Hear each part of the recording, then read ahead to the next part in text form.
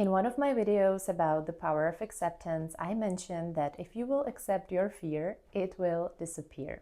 We usually don't fear change or the things that lie ahead of us, but rather the feelings that they evoke. Feelings of failure, worthlessness, void, sadness, pain, you name it.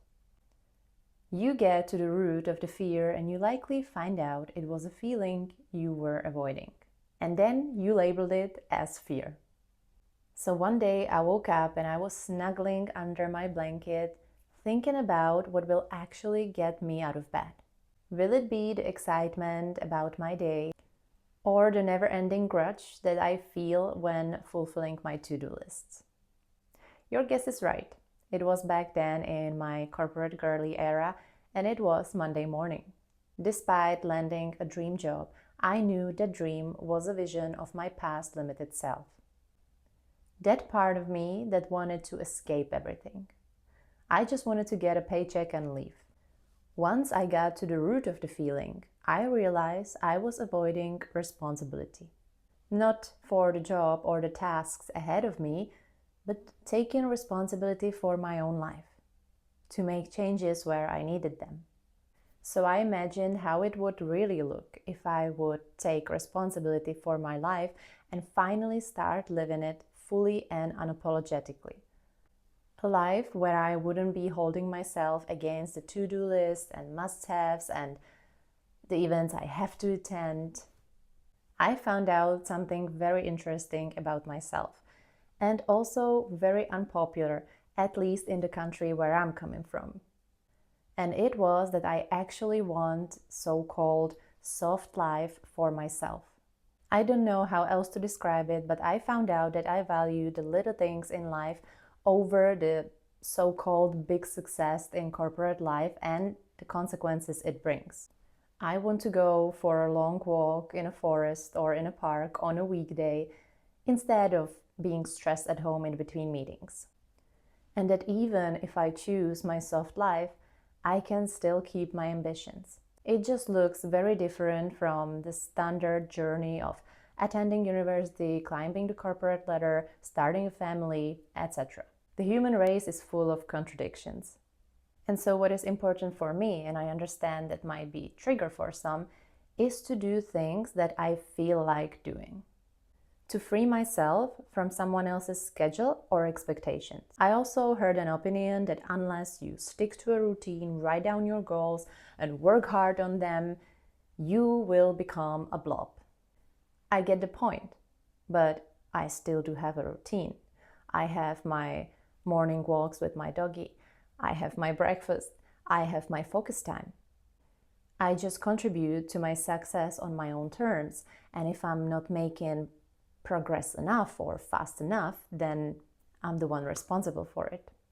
Through my life, I felt punished for doing nothing. And maybe you felt the same in some variation. Maybe it was not allowed to rest in your home, or not to the extent that you needed.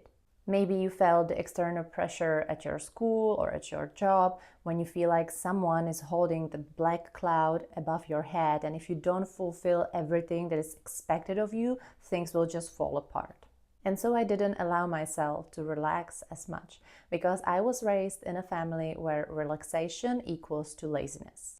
And even as a grown-up, when I came back from a 1-week vacation, I heard things like, "Oh, so jealous of you, so now you are rested and you will work even harder." And I was like, what the, damn all those expectations and all the judgment. Why am I telling you all of this? I want to encourage you to live your life on your terms, even if it seems contradictory at first. But if it's aligned with your heart, if it's your inner calling, then go and try it. At least give it a try, because as you've already heard, your old life will be waiting.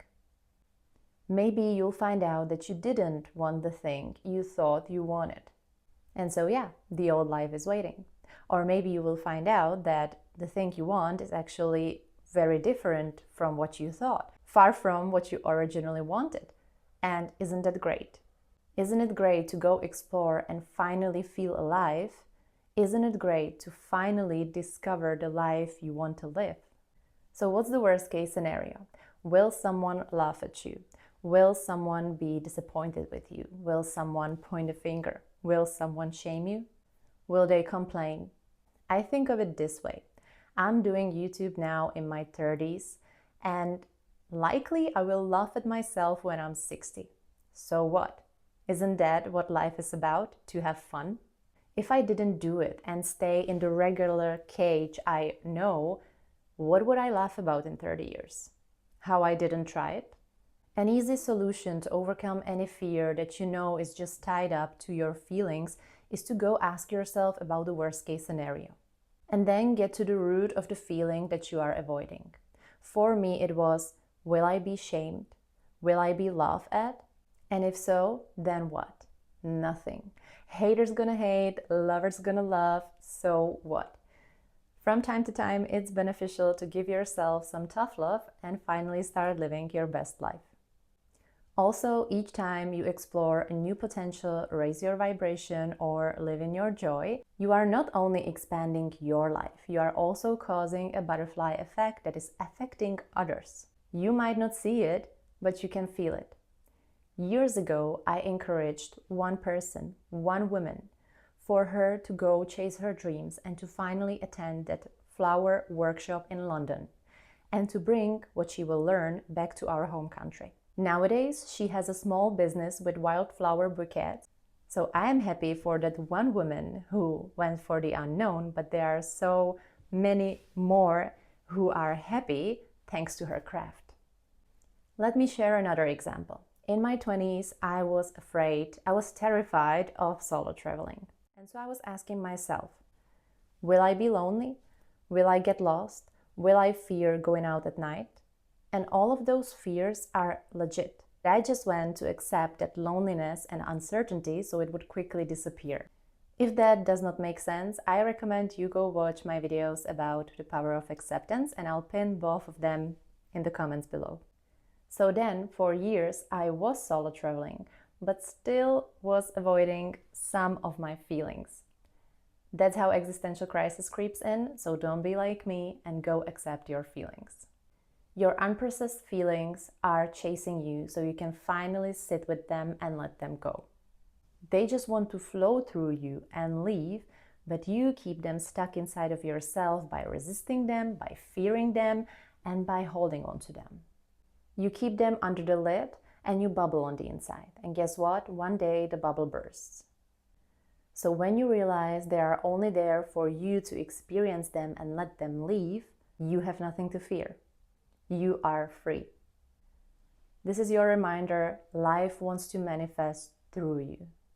It can mean that it brings some uncomfortable feelings, but you are here to live your life, not to avoid it. Let me encourage you one more time. There's nothing to fear. Not in a sense of those feelings that creep in. So go try the things you want to try. Go live your life. Relax, listen to your heart, be the person who you want to be. Pursue that education or a trip, or even apply for a job role that you think is out of your reach. If your heart craves it, you need the experience, not the outcome. Allow yourself to live. Let me know how you overcame your fears in the past in the comments down below. And until next time, stay safe and spread love.